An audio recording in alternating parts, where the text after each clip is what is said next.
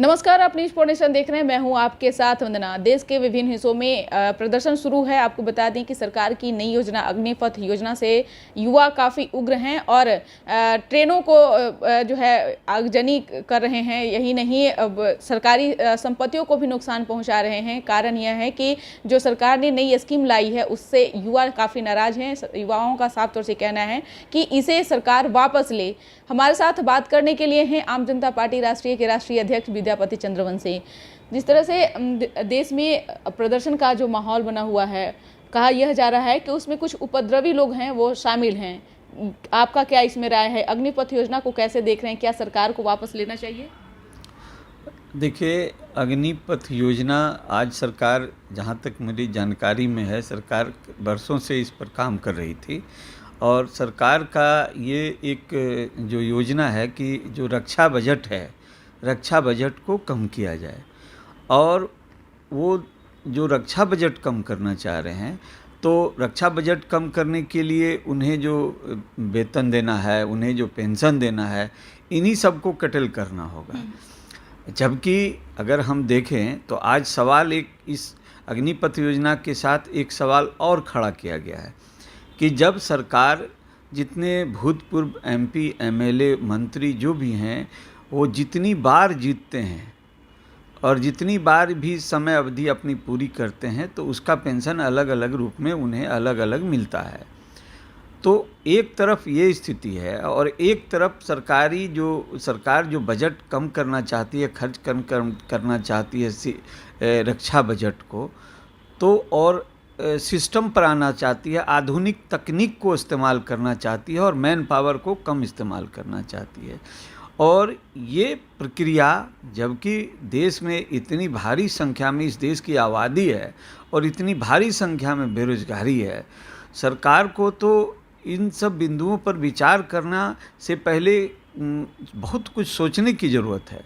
और आज आप देख लीजिए कि आज क्या स्थिति है कि जो बेरोजगार युवक की संख्या इतनी है कि इससे पहले भी कई आंदोलन हुए हैं, जिसमें रेलवे रिक्रूटमेंट बोर्ड का भी आंदोलन इसी तरह आगजनी और सरकारी संपत्ति को नुकसान किया गया। उसके बाद अब ये है, फिर सरकार की एक योजना एनआरसी और इस पर आई, सीए पर आई थी, जिस पर कि बहुत लंबा ये चला। फिर किसान आंदोलन, ये सब किसान कृषि कानून में जो सरकार ने सुधार किया था, कई तरह के ऐसे मुद्दों को भारतीय जनता पार्टी जो ला रही है। और साथ ही साथ मंदिर मस्जिद का मुद्दा कि कहीं मंदिर में मस्जिद में शिवलिंग तलाशा जा रहा है, तो ये सब चीज़ भारत में लोगों के संज्ञान में जा रहा और इसका ये सभी बातें फैल रही है विश्व स्तर पर, विश्व के स्तर पर फैल रही है। और ये जो अग्निपथ योजना है सरकार की, ये तो सीधा संपर्क है छात्र से और नवयुवक नौजवानों से। जो नौजवान आज दौड़ लगा के ये कर के अपने शरीर को फिजिकल फिटनेस के हिसाब से तैयार कर रहे हैं फौज में जाने के लिए, उन्हें ये हताशा हो गई कि 4 साल की नौकरी, ये कोई नौकरी है 4 साल की नौकरी? जबकि 15-17 साल की नौकरी शायद मिलिट्री में होता था, सैनिक में 15 साल से ऊपर का ही होता था। तो ये 4 साल की नौकरी के नाम पर ही हताशा हो गई है।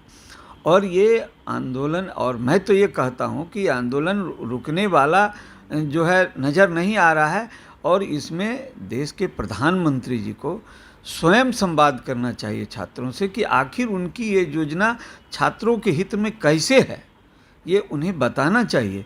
क्योंकि इस तरह से छोड़ देने से, रक्षा मंत्री बोल रहे हैं, ठीक बात है, वो अलग बात है, लेकिन देश के प्रधानमंत्री को इस विषय पर जो छात्र हैं उसे संवाद करना चाहिए, सीधा संवाद, और करने के बाद उन्हें कन्विंस करना चाहिए। और जहाँ तक बहाली की बात है, देखिए उसका बहिष्कार छात्र करते हैं या नहीं करते हैं, जो 24 जून से होने जा रहा है। मुझे तो ये लगता है कि ये सरकार जब किसान कानून, जो कृषि कानून लाई थी, उसे बैकफुट पर आई है, तो एक आशा जगी है लोगों में, एक मैसेज गया है वो कानून वापस लेने से कि जब वो कानून वापस सरकार ले सकती है तो हम भी आंदोलन करेंगे, हम भी आगजनी करेंगे। तो सरकार कानून, इसलिए सरकार को कोई भी कानून लाने से पहले और उसको लागू करने से पहले, नियम लागू करने से पहले पूरी तरह ये अस्वस्थ हो जाना चाहिए, क्योंकि प्रजातंत्र में यदि आप कोई कानून जनता पर या कोई ऐसा योजना थोपते हैं ज़बरदस्ती, तो इसी तरह का उग्र आंदोलन आपको देखने के लिए मिलेगा और इसका मैसेज अच्छा तो नहीं ही जाता है और ये राष्ट्र के हित में भी नहीं है।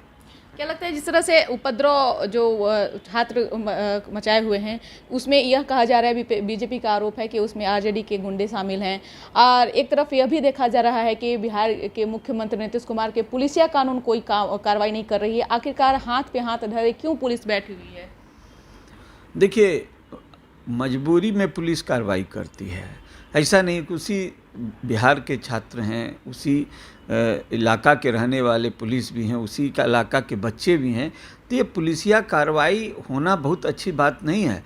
ये मजबूरी में पुलिस को करना पड़ता है, मजबूरी में पुलिस को ये कार्रवाई करनी पड़ती है। अब सवाल ये उठता है कि किसी विपक्ष को यह कह देना कि विपक्ष के लड़के गुंडे इसमें घुस करके इस तरह की घटना कर रहे हैं, ये कह देना, मैं समझता हूँ कि इसमें तो स्पष्ट छात्रों का आंदोलन दिखता है, छात्र दिखते हैं इसमें।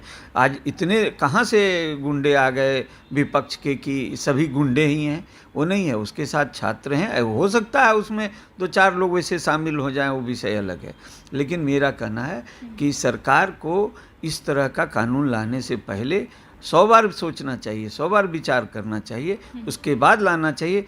आखिर ये आंदोलन जो है, ये अगजनी की और ये सब घटनाएं हो रही है, ये सब घटनाएं ऐसा नहीं है कि छात्र जो है कि कुछ खुशी से कर रहे हैं, खुशी से नहीं कर रहे हैं, वो कहीं ना कहीं महसूस कर रहे हैं, उसके जीवन का सवाल है। वो पूरी तैयारी किए थे, सेना में भर्ती की एक आशा देखे कि मुझे 15 साल की नौकरी मिलेगी, मैं रिटायर होऊंगा, उसके बाद काम करूंगा।